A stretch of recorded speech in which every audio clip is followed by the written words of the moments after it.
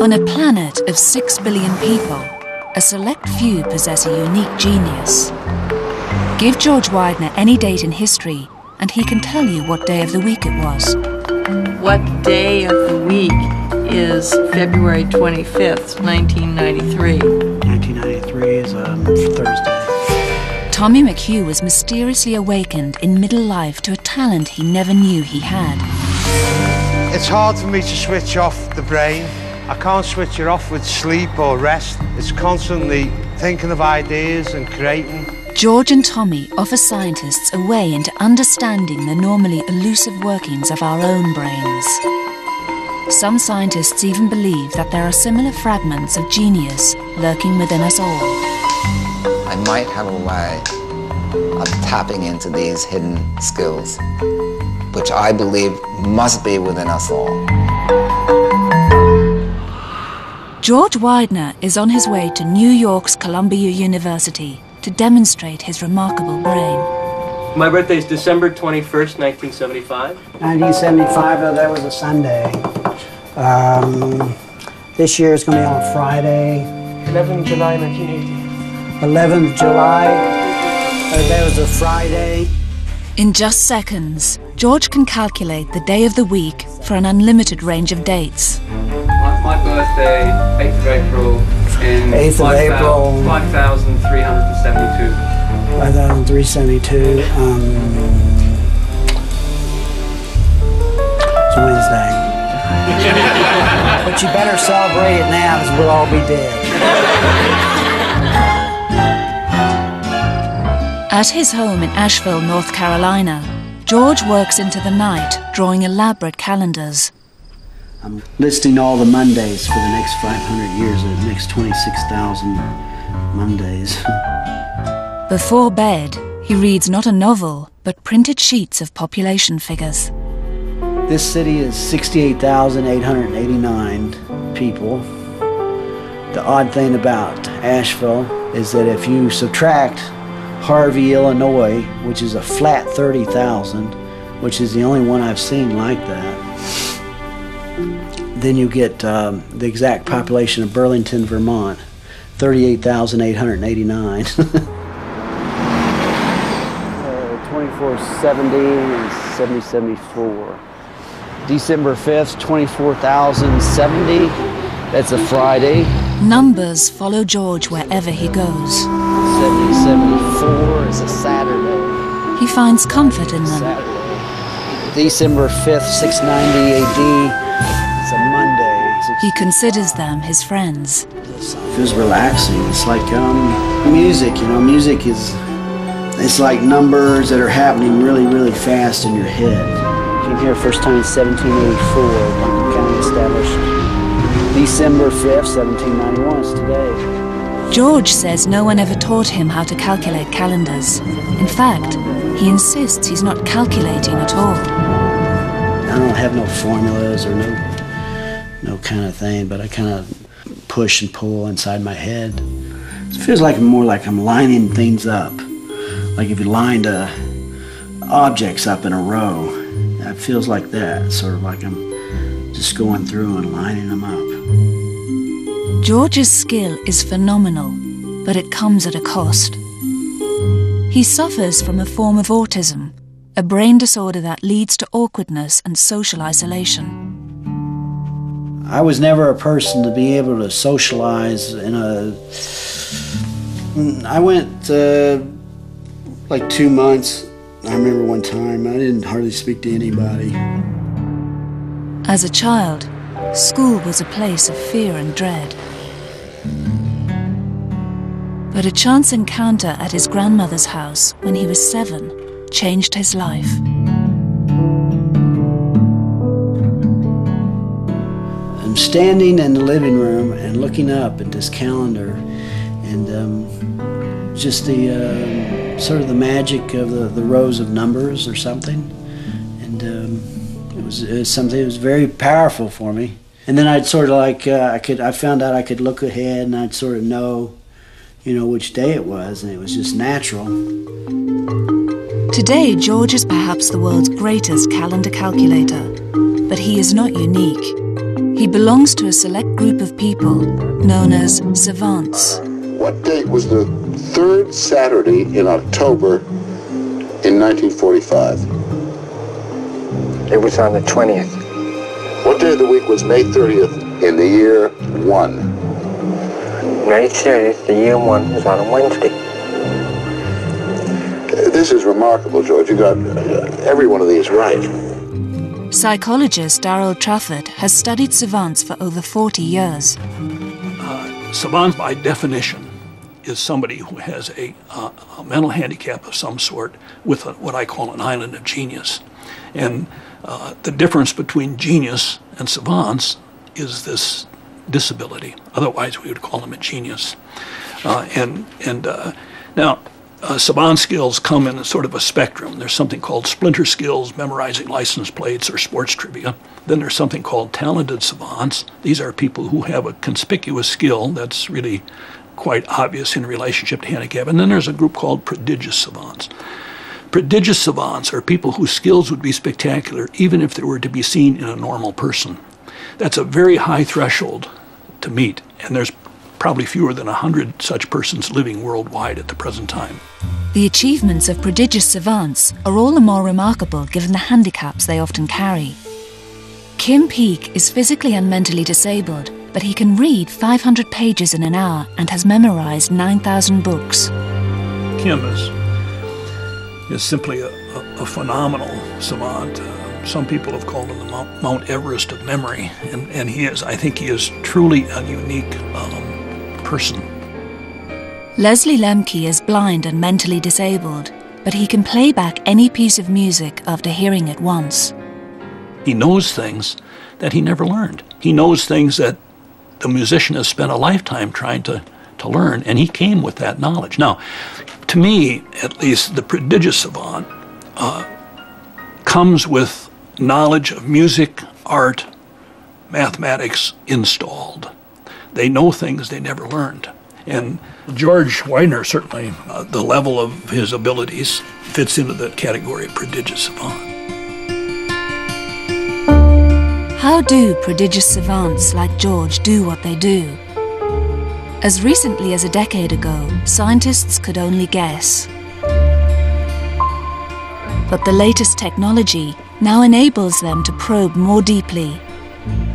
A top neurologist is going to try to discover what regions of George's brain are activated when he does his extraordinary maths. We're gonna get this show on the road.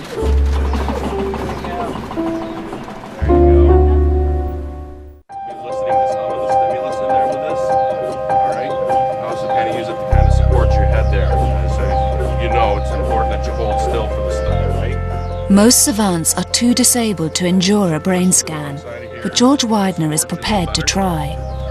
How you doing? Comfortable? Yeah. This is a special day for neurologist Joy Hirsch. Well, this is a very rare opportunity to look at the functional neural circuitry of a very talented individual. We really don't know very much about how special brains are wired. Hirsch will scan George's brain to see which regions are most active when he performs his unique calculations. That's about where you're going to be, all right? She will present him with a new question every 4 seconds. Some he must read on a monitor. Others he must simply listen to through headphones.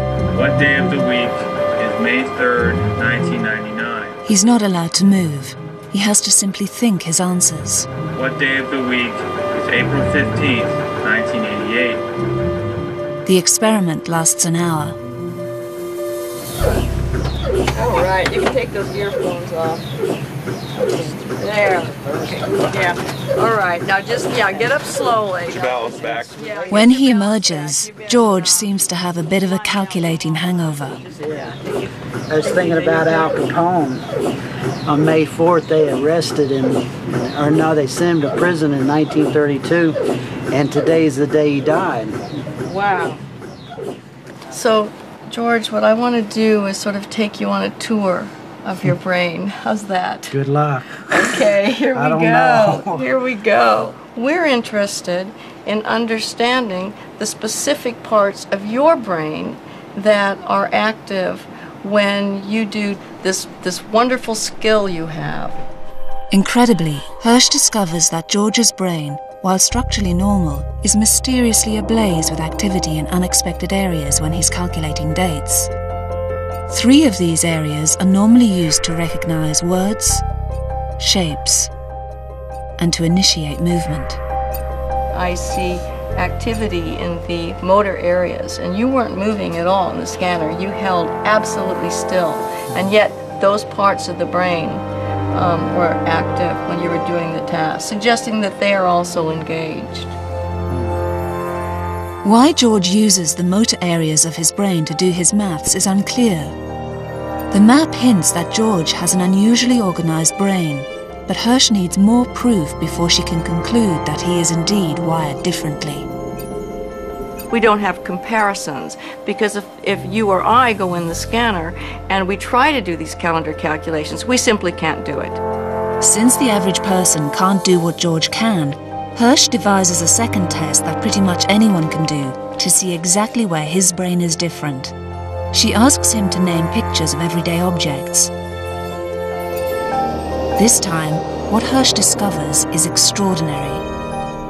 These are the language and vision areas of the brain that most people would use to describe everyday objects. Shockingly, George's brain shows no activity in these areas. Your thinking is run by different machinery. When you're doing the same things that we can do, that is just naming objects, you're using a different neural circuit to do that. How come I'm using a different part of the brain? You just have a very special organization. That's what it looks like to me. If Hirsch's results are any indication, then savants like George do indeed have brains that are wired very differently. But her significant discovery poses a new question. How do the brains of savants become miswired in the first place? It could be that he was born with this atypical organization, or on the other hand, it could be that it's something that developed over time. And both of those answers need to be subjected to scientific inquiry. Some believe that savants like George are born with their astonishing skills. Some people say it isn't that the savant develops new skills or learns new skills, it's that they're released from the tyranny of the left hemisphere. For Darrell Treffert, the story of how savants emerge begins in utero as the brain's 2 hemispheres battle for supremacy. The hemispheres generally perform different functions. The left is considered dominant in language and logical thinking, the right in art, maths, and musical abilities, the domains of savants. In the fetal brain, the right hemisphere will often finish its development ahead of the left. This leaves the left more susceptible to a host of agents that can disrupt brain function. The lead culprit, Treffert believes, is the male hormone testosterone. In the developing fetus, the level of testosterone reaches the same level as it does in adult males. It's very high. Treffert believes that in rare cases, this flood of testosterone can interfere with the assembly of the brain's neurocircuitry, resulting in a tangle of miswired connections. So you have a vulnerable left hemisphere exposed to circulating testosterone. You end up then with left hemisphere damage. With the left hemisphere compromised, the right compensates. In this way, the savant is freed from the normally dominant logical influence of the left, giving freer rein to the more creative right. We're sort of a left-brain society. I mean, we do well with logical, sequential thinking and language, and that's the work of the left hemisphere, and it's a marvelous hemisphere. I'm not picking on it, but I'm saying that when there's injury to it, then we see the work of the right hemisphere. In keeping with this theory, George possesses other unusual abilities associated with the right hemisphere. He is an exceptional artist.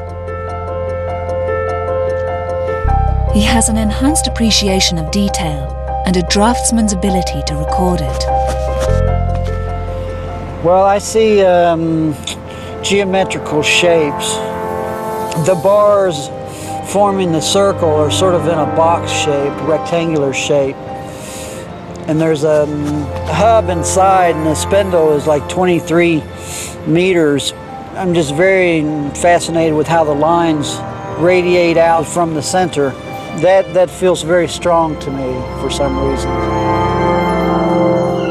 We sent George's drawings to Australia, to a man with a wacky taste in hats, who happens to be the head of the University of Sydney's Centre for the Mind, Professor Alan Snyder.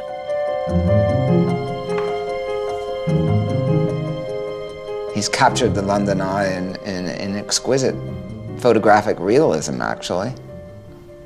It's the attention to detail that's so fascinating. Look at the detail here. I mean, that is an obsessive detail, isn't it?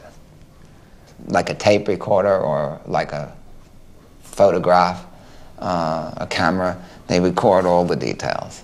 This is savant-like. George's literal drawings resemble those that adorn Snyder's office, the works of a little girl named Nadia. Nadia, a severely autistic girl of 3.5, drew here like Leonardo da Vinci. Astonishing, lifelike perspective where she captures this galloping horse. Nadia drew horses beautifully, but she was late in developing language. Once she did, she mysteriously lost her drawing talent. Her story led Snyder to suspect that we begin life perceiving the world in an uncomplicated, literal way, but as we grow up, our brains block out this ability as we start to learn more sophisticated concepts like language or reasoning. Snyder thinks that the higher abilities that enable us to navigate life without being overwhelmed by detail come at a cost. I see it this way. You know, we all take in every little bit of information and we partition it in a certain way to build a concept. And what happens is once that concept is framed, solidified, we are aware of only the big picture and not the parts that make it up. Our brain deliberately inhibits our access to the details that make up the big picture. Snyder believes that returning the brain to its initial rudimentary state could open creative pathways in anyone. What intrigued me about this is not so much why or how Nadia did this, but why we all can't do this. And it's not by having better brains, it's by having something less, by having some sort of brain impairment. But it's not just brain impairment at birth that brings about savant skills. There's powerful evidence that brain damage can trigger the release of hidden talents much later in life. We began to see a series of cases of people who had these same savant abilities, did not have them before some central nervous system incident, whether it's dementia or a stroke or a baseball to the head. And suddenly, in these people after that, these savant abilities begin to emerge.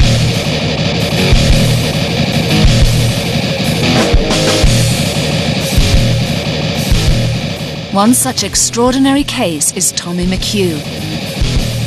Until 5 years ago, this Liverpool builder had never picked up an artist's brush.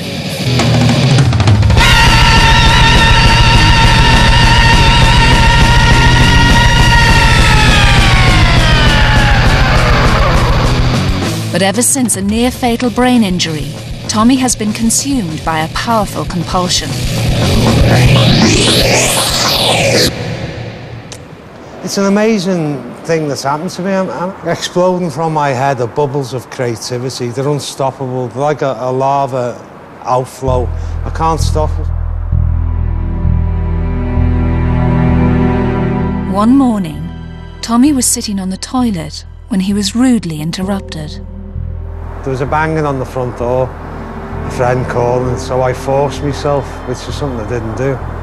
And at that moment, I could feel like a vein, something filling up, it was going, it went right up my neck. I could feel it going up to my head, and it hit the top of my head and it exploded.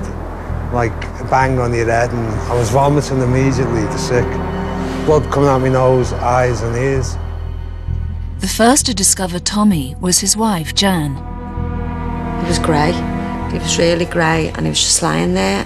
And I said, "You all right, Tom?" And he said, "No." I said, "I'm going to phone an ambulance." And by the time we got to hospital, his eyeballs, the whites of his eyes were red. Obviously, they knew straight away that he'd had a brain hemorrhage.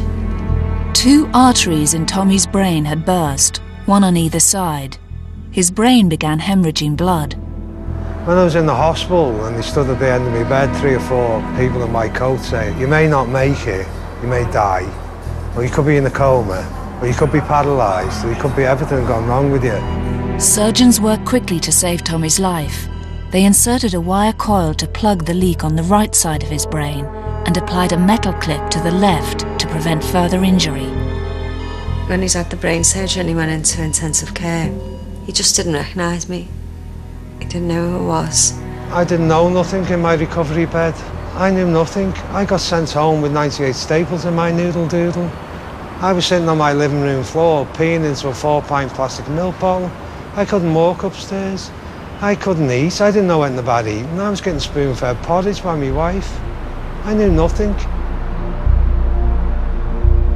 Once he started walking around and things, he had all these emotions he wanted to get out, and he was talking very fast, and he started writing poetry, but that was it, manic.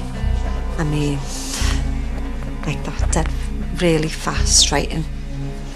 The more I wrote, the more I wanted to write. It was a drug.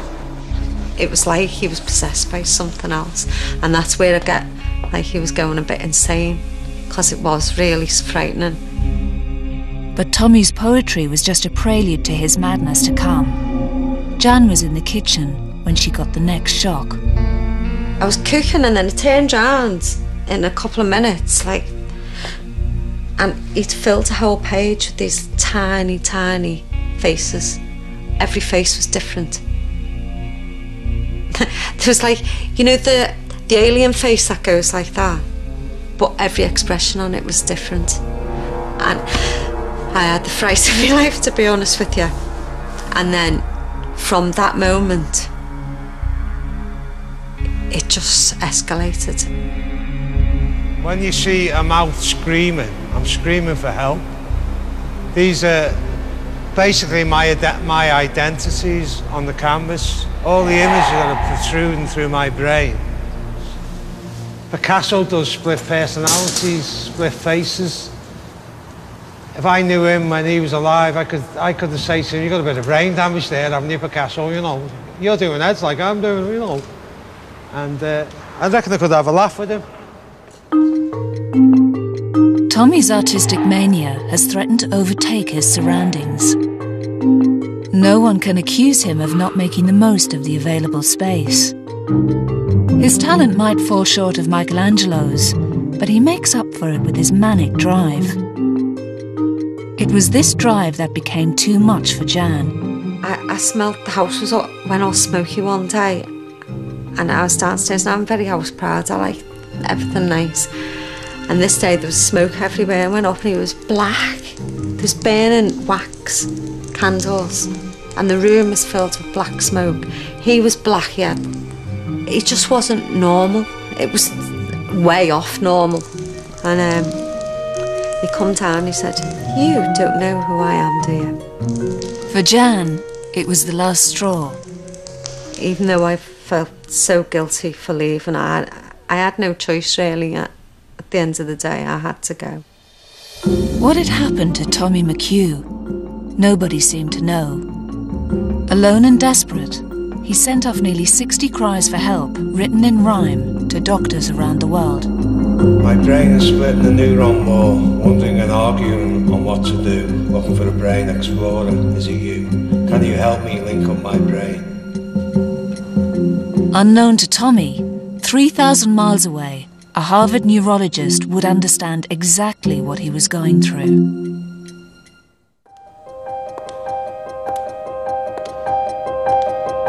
Alice Flaherty is a leading expert on the effects of brain injury on behaviour. 8 years ago, she herself suffered such a life-changing brain injury. When I had just finished my residency, I was pregnant with twins, and it was a very complicated pregnancy. And eventually, both twins died right about the time of childbirth. They were premature. And so I was naturally very sad because of that. And I would consider that kind of normal sadness, if that makes any sense. But then about 10 days afterwards, something just clicked. And all of a sudden, everything was different. I remember being in the office here and just being compelled to write everything down. And I was very, very upset. And it wasn't just about my twins' death. It was about everything. And I also felt like it was all slipping away from me and that it was very important, and I had to record it for that reason. And it was so different. It's like the sun and the moon changed places. Alice believes the traumatic birth of her twins triggered a biochemical change in her brain that resulted in her manic compulsion to write. What it felt like was, as soon as I had a chance to get away from whatever I was doing, whether it was seeing patients or being with friends at a party, as soon as I could, I would start to write things down. And the things were not meaningful to anybody except me. A lot of it was sort of high school girl diary kind of things, and a lot of it was these very, loose philosophical thoughts. But I had to write, and if I didn't have paper to write, first of all, it was a terrible feeling, but I would just I would pretty much write on anything. I remember writing on paper towels in the public bathroom. I remember writing on I still write on my arm a lot, but I would write on my arm so compulsively that if I was bicycling and I had an idea, once I tried to keep bicycling while I was writing on my arm, that was a bad idea.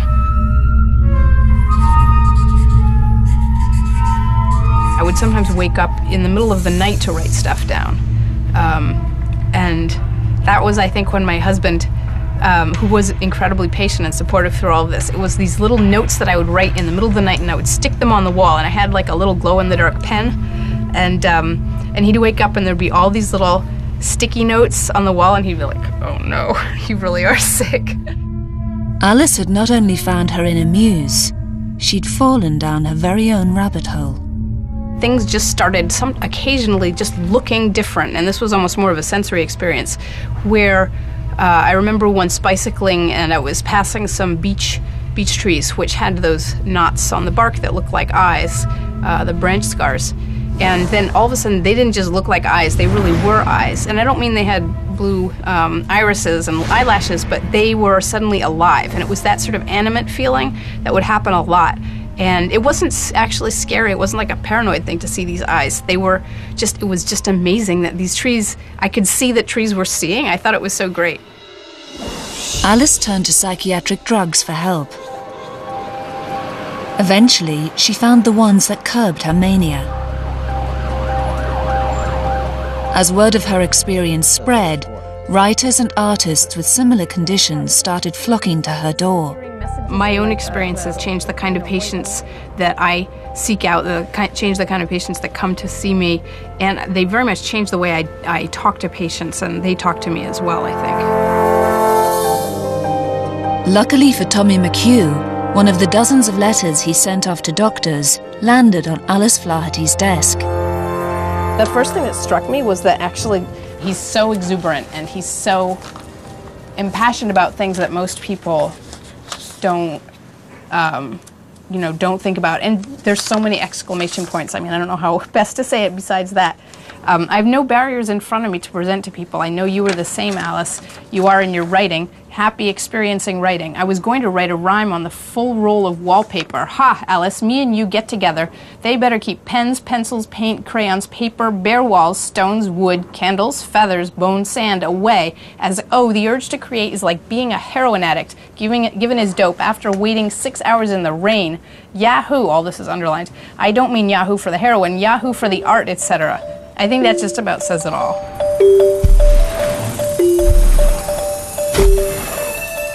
I was really fantastically overwhelmed by her reply. She was absolutely spot on. No bull, straight talking, had the experience, and we related immediately. Alice has long wanted to meet Tommy. She believes she can help him better understand what has happened to his brain.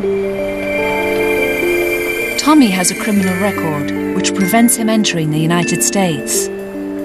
But touched by his letters, Alice is travelling to England for their first ever meeting. But I'd much more want to meet him where he lives, you know, to see the patient in their home environment or anybody. It's very, very different from how they are if they just come into a room and start telling you about themselves.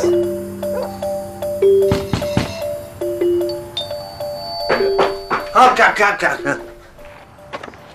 Lady, I'm Spain, I adore you. God, what was so great to meet you. And you, Alice, what was your journey like? It was good, yeah. Come in and see the madhouse. Come on, look. This is so excellent. I'm so happy to be here. The Sistine ceiling. This is like way better than the pictures even. Yeah, well, I've hidden so many things and pictures upstairs, Alice, that you wouldn't... Or you can just get it was the only thing that was... It's the only thing that I can put out my brain. If I didn't put them out the brain, they'd be trapped in there, and that'd be a negative. Build up. They would build up. I'd be a negative, dark-sided man, I imagine. With being able to throw them out on the walls and put everything that comes out, even in writing or poetry or back to front or anything else. Do you replace stuff, or like do you ever paint over things, or do you just keep expanding? Keep expanding. I must have changed this horse. I must have changed this horse about 10 times. So the paint's getting kind of thick, huh? Yeah, it's building up on the wallpaper, and it's going to be a whirlpool, so either the horse is coming out the whirlpool or going in it. And I don't know how my head got there, but I was thinking, I was thinking about it, you know. I don't get in there. So is it always your head in all these pictures? I imagine it's an expression of self-identity where I'm so confused with the numerous images that are rattling around my brain. To Alice, the full spectacle of Tommy's mania isn't so unfamiliar. There's like this genre of the doctor comes and it's like, oh, I can relate to that because I too am a little bit like this. And no, I don't know Tommy that well, and I don't want to jump to any conclusions about it, but I look at this and I say, oh, this is really, this makes sense to me. Sorry about the noise. The Harvard neurologist finds herself quickly becoming immersed in Tommy's strange world. Like when I was at my most sort of zippy, you know, and like nutty, that kind of, anything that rotated or had reflections off it, I was totally entranced by that, and I'm still getting a little bit of that, like it immediately sucks me in, and it seems like maybe that happens to you as well. It does. I get like absorbed in watching them rotate, the different ones. It's the way they spin and wobble. In anticipation of Alice's visit, Tommy has asked his surgeon for his medical records. Gone over these with people? No, I've never seen them before. Because this is telling us a little bit about what was sort of damaged, I believe not permanently damaged, you know, but early on, the top of your brain, the cortex that's doing calculations and controlling speech and stuff, looks pretty good. These aren't squeezed shut. So this is actually the very top of my skull? Yeah, that's up here, like these... At the top level, yeah. Like that, if you had a buzzsaw. But down here, things are looking a little blurry, and these are swollen and puffy, so I would guess that some of the symptoms that you had early on were from this squeeze that you had. So the squeeze is because you had this aneurysm that's leaking blood into all these spaces around your brain. It's not like it was all within the brain tissue, but it was sort of pushing on it. And that's what a lot of the symptoms are coming from. The aneurysms are in the perfect location to cause the symptoms that Tommy had. They're in a position to affect where the bleeding would affect the temporal lobe and the frontal lobe. And they're right at the base of the brain, a base that's important for motivation and drive. Alice believes that the bleed from Tommy's aneurysm produced his overwhelming urge to create by putting pressure on two critical areas of his brain. The frontal lobe, which generates ideas, and the temporal lobe, which controls their orderly release into the world. In Tommy's brain, the delicate balance between these two areas has been upset, causing a manic outpouring of ideas. There's obviously this balance that's unstable now in him, and that kind of instability gives you mood fluctuations, gives you creativity, gives you suffering, and it's unfortunately hard to tease them apart sometimes. typically when someone has a big burst of output after a tragedy, often people will write a book or poetry or something. Typically it dies away. Tommy is still going strong after 6 years, and I don't think this is ever going to stop. And I'm sure, yeah, the next time I come, there's going to be, well, he'll have moved, but there'll be 3 inches of paint on the wall. And I think that's great too. For Tommy, his horror story has had a happy ending. Luckily for me, it unleashed art in my form. I'm glad it unleashed art rather than negative waves and badness. This is beautiful. If I died this minute putting this paintbrush in, I couldn't be more happy. I'm not panicking. I'm not going to go to hell and get the pitchfork at my bottom. I'm going silver surfing in the universe, in my brain. That's June. That's my heaven. Tommy McHugh acquired his savant-like ability through a near-fatal trauma. George Widener was born with his. Each illustrates in a different way how brain damage can liberate creative urges or unusual talents normally held in check. Scientist Alan Snyder believes that our increased understanding of the savant brain turns conventional theories about creativity on their head. It's fascinating to me that music, mathematics, art are considered the pinnacle of human creativity, requiring high intelligence and dedicated practice, focus. But yet, is that true? Savants smash that. And so, if we can get an insight into how they do it, we have an insight into a mind, an insight into creativity. And the question is, why can't we all do it? Snyder has designed a controversial experiment to see if we can all do it. We're going to put magnetic pulses into your head. They're safe, and we're going to do that for about 15 minutes. Using a revolutionary technology, Snyder asserts that he can artificially turn on anyone's hidden potential by temporarily turning off part of their brain. Our transcranial magnetic stimulating equipment has been able to allow us to have the same skills that savants have. Snyder has recruited Mike Array, a university student, to be his guinea pig. He has devised a series of tests that echo savant skills that he will administer to Mike before and after he stimulates his brain. First up is a drawing test. What we'd like you to do, Mike, is to draw from memory your version of a horse. And horse, and we'll give you about a minute. Okay.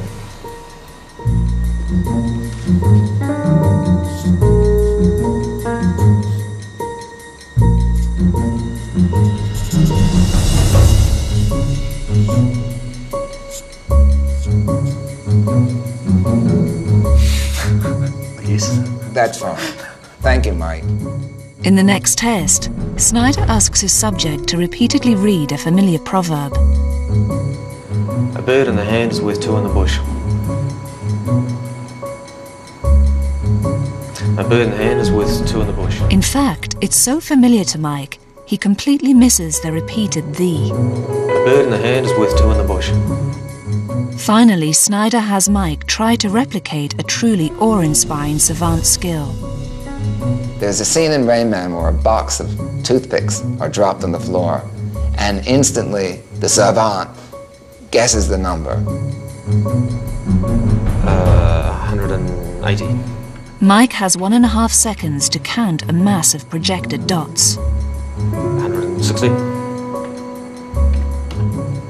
It seems an impossible task. 100. But now Snyder is going to try to unleash his subject's inner savant. Now what we're going to do is we're going to put the magnet on your skull, just where we measured before. Okay. And let me tell you, it is very possible that you'll feel your teeth clenching together. What I suggest you do is you hold them tight. Okay. So, I'm just going to hold your head. Okay, now we're going to do this for 15 minutes. And I want you to try to hold still, don't move. That's why we have the Chin rest. How do you feel? Feel fine. But you do feel the clenching. It actually feels like there's a like a small pressure blow. Like a ballpoint point. Yeah, surprisingly. It's just ballpoint hammer, some people say. Yeah. Well, Mike, the good news is that you're participating in a truly frontier experiment.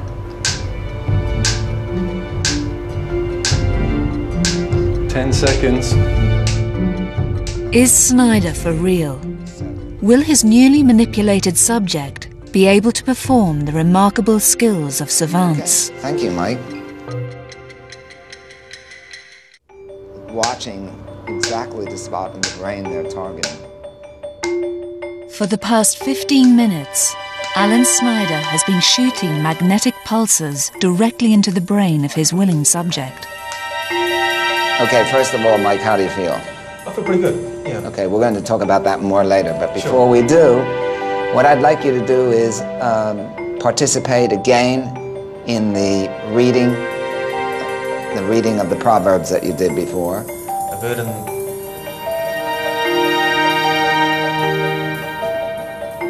A bird in the other hand is worth two in the bush. The first surprise is that after the stimulation, Mike has instantly spotted the double "the."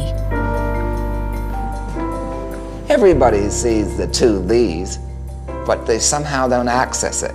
What the TMS does is what I think exists in a savant all the time, is that it gives you privileged access to lower level, raw sensory information that's obviously in all of us.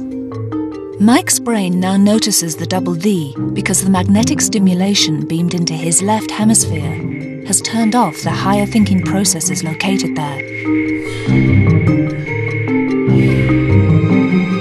This has caused his brain to switch on circuits in the right hemisphere that enable him to see detail more readily. You can look at the hemispheres as a struggle. There's a kind of tension between them, with the left normally oppressing or suppressing the right. And by inhibiting the left, we disinhibit, we free up the right. Again, I'm going to show you, as before, a number of dots on the screen, and I want you'll just have a moment to look at them, and I want you to tell me how many you see. Sure. When he first tried to count the dots, Mike seemed hesitant. But after a dose of magnetic stimulation, his responses are more confident. 103. 110.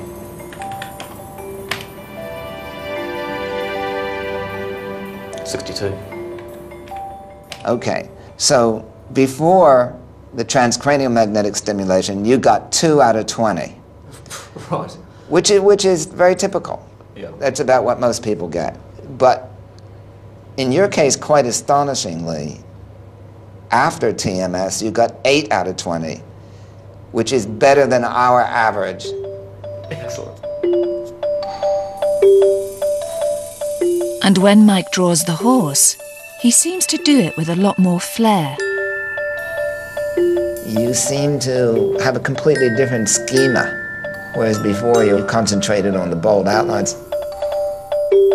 In each task, Mike exhibits a noticeable improvement, as Snyder has found in 40% of his subjects. The magnet's effects are fleeting. Within an hour, Mike's hidden talents will go back into hiding.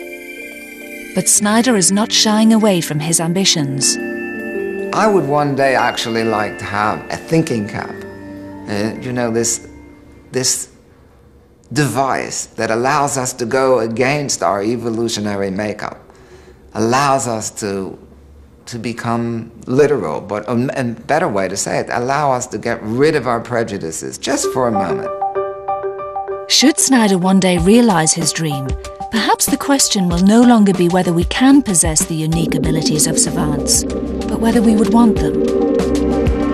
How might our lives be affected by enhanced access to detail, limitless memory, or even instant creativity? For now, only people like Tommy McHugh can serve as a guide. In the future, they're going to have thinking caps that put on your head, They'll trigger a shot to you and you'll be a ballet dancer. They'll trigger another shot, you'll be a musician. They'll find areas on the brain that can trigger things on you. Snyder's work may be a step towards this future, but his efforts to replicate the skills of savants are in their infancy. The brain is an infinitely complex organ, one that does not readily surrender its secrets. But understanding the savant brain may offer the best way forward. Until we can explain the savant, I don't think we can explain ourselves. We can't just, at least I can't, just leave it as an outlier out there and say, oh my goodness, look at that, isn't that interesting? And then come back and look at the central nervous system in the traditional kind of way. Because no model of brain function is going to be complete until we can fully account for the savant. So for the moment, the marvelous skills of George Widener must remain a source of wonder, not only for the scientists exploring his brain, but for the collectors lining up to buy his work. I can do numbers in my head and stuff, and so I put them into artwork, you know, in a way that I try to be creative with it and stuff. His drawings of calendars are selling for thousands of dollars, something he never could have dreamed of. Hey, how you doing? How you doing? So nice to see you. Oh, thank you for coming. Your colors are just spectacular. Oh, thank you. Do you spend time on your colors? How are you inspired to do your colors? I just do them. They're just beautiful. It's just absolutely beautiful. That's your brilliant brain. That's my brilliant brain. It's your brilliant brain.